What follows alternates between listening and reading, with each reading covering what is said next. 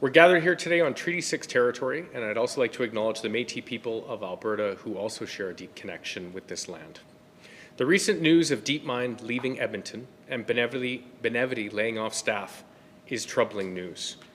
Entrepreneurs in the tech ecosystem are incredibly talented and have worked very hard over many years to get where we are today. We know there's much more we need to do, but credit for our successes to date falls squarely on the shoulders of our innovators and entrepreneurs. In 2017, our Alberta NDP government was proud to welcome Google's DeepMind research office to Edmonton to work in close collaboration with the University of Alberta. It was their first location outside of the UK and was the recognition of amazing work being done at Alberta's Machine Intelligence Institute, also known as AMI.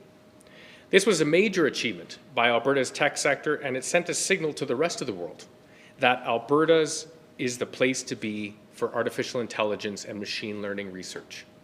But we knew we couldn't stop there. To build on this success, we launched a $100 million tech and AI strategy, implemented several tax credits to attract investment, and we were in the process of creating 3,000 new tech spaces in our post-secondaries province-wide. These policies were designed to drive innovation, to build a more resilient economy, and create good-paying careers. But in the UCP's first budget, they tossed all of this away. They cut several tax credits and cut 2/3 of the AI funding. They also made deep cuts to post-secondary funding and canceled 2,600 of the tech spaces of the 3,000 we committed. This led to chaos and instability in the sector. Deals fell apart. Companies like Wattpad decided to open new offices in Halifax instead of Calgary. Today, investment in Alberta's tech sector significantly lags behind BC, Ontario, and Quebec. We aren't even keeping pace on a per capita basis. Despite having about 11% of the country's population, we're on pace to attract 7% of venture capital investment this year. And as we head into 2023 under the UCP, Alberta's tech sector is losing even more ground. Just last week, Benevity announced it's laying off 14% of its staff in Calgary. Yesterday, we learned that Google's closing its DeepMind facility here in Edmonton and moving those jobs to Montreal and Toronto. It's a gut punch. As we face a potentially difficult period for this industry, I worry about our lack of competitiveness and that it'll mean less investment into our Alberta ecosystem at this crucial time. We must act now to restore our competitiveness. And for that, I'll turn it over to Rachel.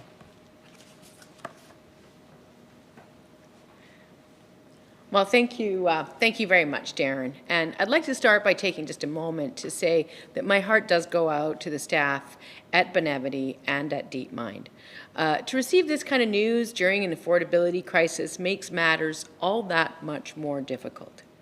The Alberta researchers at DeepMind are among the very best in the world, and its closure is a serious blow for our city and for our provincial economy. The innovations coming out of places like DeepMind were already drivers of our economy, and the importance of cutting-edge tech will only increase in the future. In fact, AI could double annual global economic growth rates by 2035, according to some consulting firms, because AI applications are increasingly becoming a key factor in productivity and in competitiveness. Helping companies in Alberta develop AI solutions makes them more competitive and drives further innovation in everything from agriculture to petrochemicals to healthcare. Now, part of our Alberta NDP government's tech and AI strategy was, as Darren says, to support more applied research through AMI and through DeepMind. It would have enabled more cooperation opportunities between Alberta companies and AMI to develop practical AI solutions that focus on growing productivity while at the same time increasing job opportunities. And it was aimed at keeping the province at the forefront of this highly competitive and quickly evolving sector. But without investment, we are at significant risk of losing our competitive advantage, which is exactly what has happened under this UCP government, as evidenced by DeepMind deciding to close its office in Edmonton, but not in Montreal or Toronto, two offices which actually opened after Edmonton's. While multiple programs that support the tech sector in Alberta have been cut or cancelled by the UCP, the Quebec AI supercluster attracted over $1 billion in funding between 2018 and 2020, and rather than cutting it, Quebec actually followed through on its $100 million tech and AI strategy. We staunchly opposed the UCP cuts to tax credits, cuts to the province's tech and AI strategy, and their cuts to post-secondary. But as always, we don't just oppose the UCP's incompetence, we also stand to propose solutions. As a result, we have proposed concrete actions to grow the tech sector and to create good-paying jobs that include reinvesting in the type of applied research in our tech and AI strategy that I just mentioned, and the type of research that was taking place at DeepMind. And we've also proposed the reinstatement of the Alberta Investor Tax Credit and the Interactive Digital Media Tax Credit. These credits exist already in other places like BC, Ontario, and Quebec, but not here, not anymore. And we propose the creation of an Alberta Venture Fund, modeled after a fund created, quite honestly, by Ernest Madding initially, that helped spur the development of the oil sands. Darren even introduced a private members bill to create this venture fund very recently, but unfortunately, the UCP government voted against it. Danielle Smith and the UCP simply don't care about tech jobs and the jobs that tech creates in every sector of our economy. They even cut $690 million from our post-secondary system, pushing higher learning out of reach for many Albertans and reducing opportunities for partnerships between tech and our post-secondary institutions. At the Alberta NDP, we have made every effort over the past 4 years to end the chaos created by the UCP in the tech sector.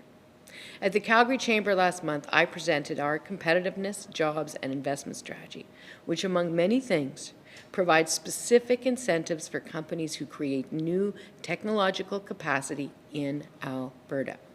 We have consulted with Albertans and industry and brought forward their ideas, but the UCP is still refusing to listen. I know that Alberta tech innovators are going to continue to push ahead, and they deserve, though, a government that will actually work with them, alongside them, to help compete across the country and around the world. Fortunately, Albertans will have a choice in the coming months, a choice between a chaotic and incompetent UCP government that chases away investment and jobs and hurts our economy, or an opportunity to choose an Alberta NDP government that cares about economic growth, that will restore stability to important sectors like tech, restore our competitiveness, attract investment, create good-paying jobs, and build a more resilient jobs economy. So thank you. Darren and I are very happy to take any questions that you might have. A quick check for questions in person. Seeing none, we'll go to the phones. Just a reminder to press *9 if you're joining us on the phone, and to use the raise hand function if you're joining us via Zoom. You can say your name and your outlet at the top. That'd be great. We'll go to our first caller.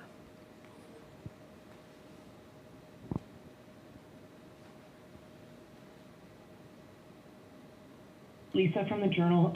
I'm wondering, I mean, you're talking about these recent announcements as if there's a direct link between the changes that the UCP have made to different investment attraction platforms, getting rid of different tax credits and all the things you just spoke about. But I mean, the tech sector globally is facing a pretty big wave of layoffs. It's already had a big wave of layoffs. This is happening in Canada and around the world. So how can you directly link that to the UCP? And I'm thinking specifically of this DeepMind office. I mean, Google is laying off, I think, 12,000 people around the world. So how is that Alberta specific, I guess? Good question. So, you're right. You're absolutely right that there is that overall context, but it all comes down, first of all, Lisa, to how we do within that context. So, for example, until very recently, the provincial government was fond of bragging about the rate of growth in our tech sector here in Alberta.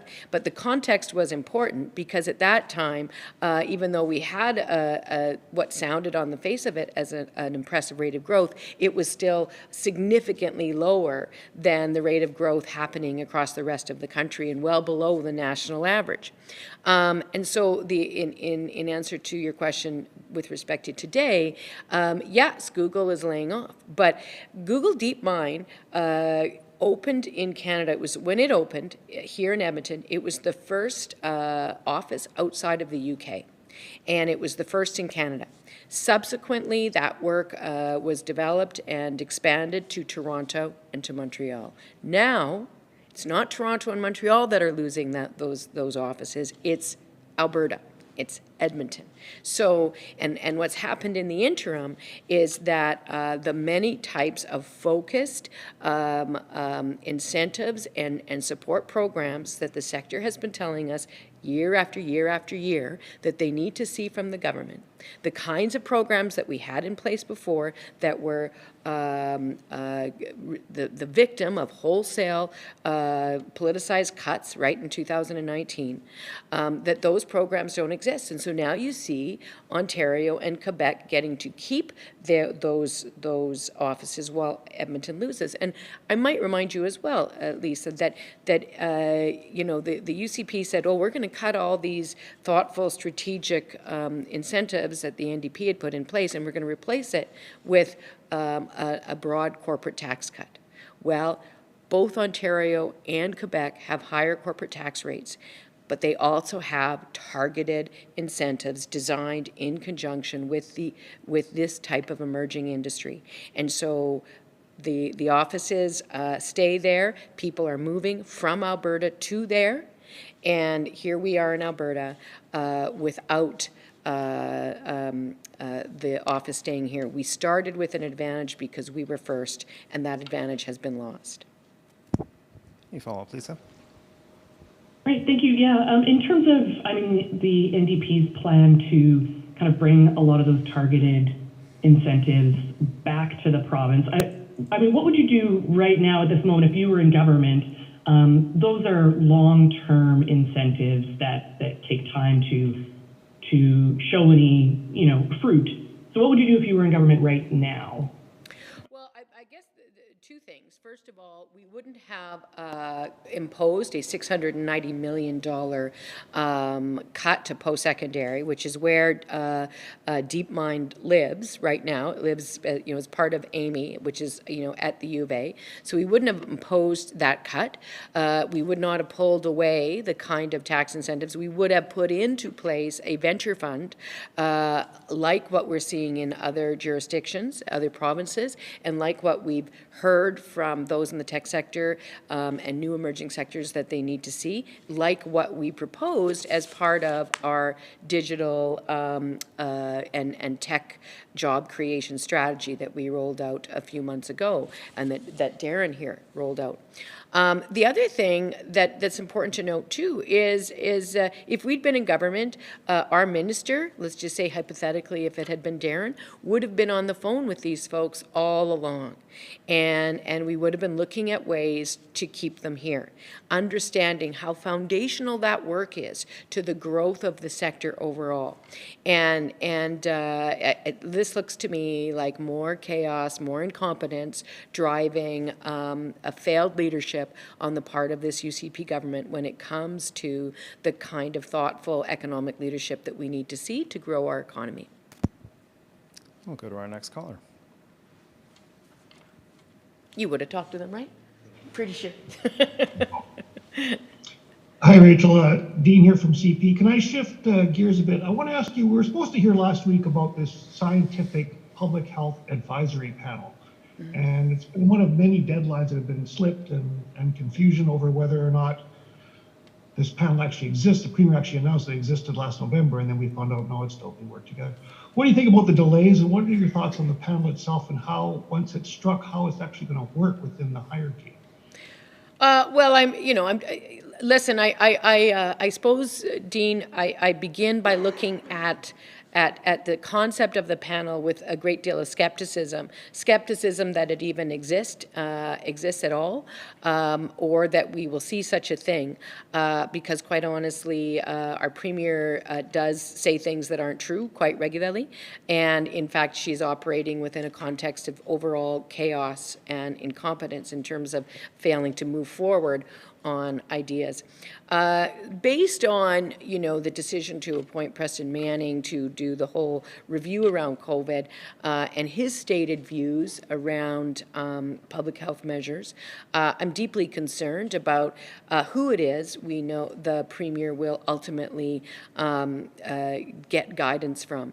I would prefer to see the names at least publicly shared with Albertans, so we could engage in a transparent conversation about, how connected to science these folks are. But in the meantime, we have a Premier who has a strong history of getting her scientific advice from a lot of folks who are simply not qualified to give those opinions. And as a result, we end up with very unscientific, extreme, off the beaten path kind of opinions from our Premier, which is just adds to the overall level of instability in the province, in our healthcare system, and across communities in around Alberta. A follow-up, Dean? Yeah, you mentioned the Manning panel. I didn't have a chance to ask you yesterday. Have you had a chance to look at the paper he wrote for the Frontier Center? It's kind of this fictional essay on how, the COVID panel would have gone. Yeah. He created a fictional heroine and all this sort of thing. Have you had a chance to look at that? What do you think of it? So I've only looked at descriptions of it. I have to be frank, I haven't actually read the original thing because the descriptions were sufficiently off-putting to discourage me from using limited time to read it. But it's concerning. It's very concerning. It clearly provides a great deal of insight into the biases that someone like Preston Manning has. And when you combine those with his overall lack of expertise on the whole area, his appointment to that position is deeply questionable, as is, of course, the terms of his appointment and the ridiculously generous contract that he's been offered to theoretically do this work after the election sometime.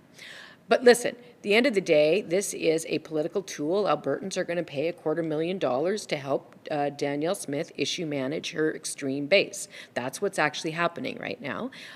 It's irresponsible. It is disrespectful to Albertans.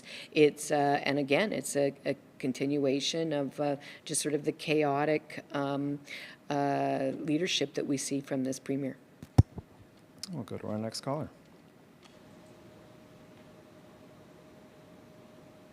Hi, this is Megan Simpson from BetaKit.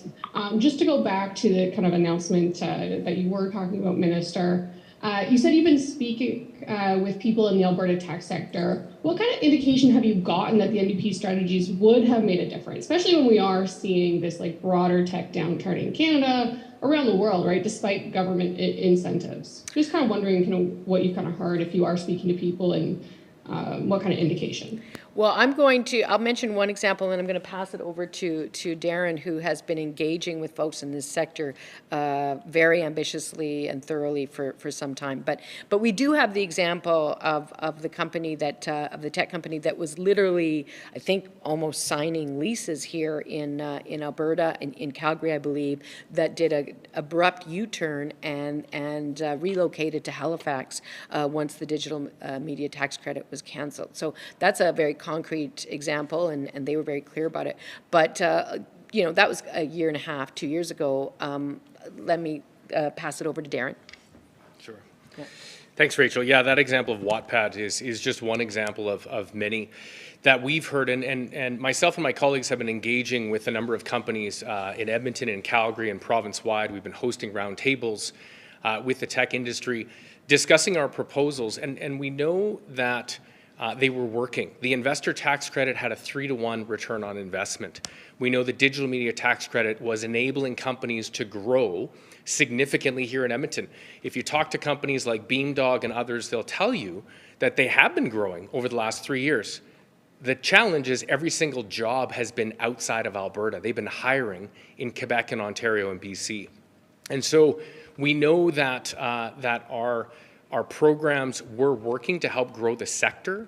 And in fact, when you look at venture capital and the successes we've had in the last couple of years, venture capitalists will tell you that in our term, we recapitalized the Alberta Enterprise Corporation by $75 million. That's the money that's being deployed today. There's that lag of several years that AEC needs to go out and leverage private sector dollars. And so those successes are really built on the programs that we introduced years ago. And our concern is that when the UCP came in 2019 and Jason Kenney cut all of these programs, it put a chill on the sector. You're well in touch with many of these companies who had said, those that were about to go out and raise capital and talking to potential investors, they had a tax credit that suddenly was gone, where other jurisdictions have that tax credit. And so our proposals were about leveling the playing field to which Alberta's been at a disadvantage for years. And so, these examples of companies either looking elsewhere or growing elsewhere is not helpful for our ecosystem. And I will say that, the kudos and the thanks go out to all the entrepreneurs who have been working tirelessly for years and years to grow our ecosystem. And all that they're looking for is a level playing field that they got under the Alberta NDP and that they don't have under this current UCP government. Any follow-up, Megan? Okay. Yeah, thanks. And I hear that. I've spoken to many people in the Alberta tech sector, both for and against having the tax credits, a lot of the stuff that you guys had in place before. I think my question, going back to the journal reporters, is how can you kind of attribute one-to-one the struggles and the layoffs that are happening in Alberta with the UCP government when, at BetaKit, we're covering layoffs across Canada in the tech sector every day, essentially, at this point? No, there's no question. As I say, we're very aware of the context, but within the context, the question is, yeah, it's bad everywhere, but is it worse here?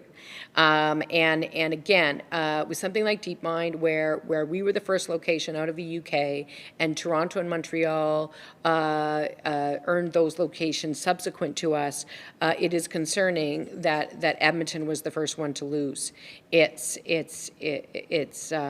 location.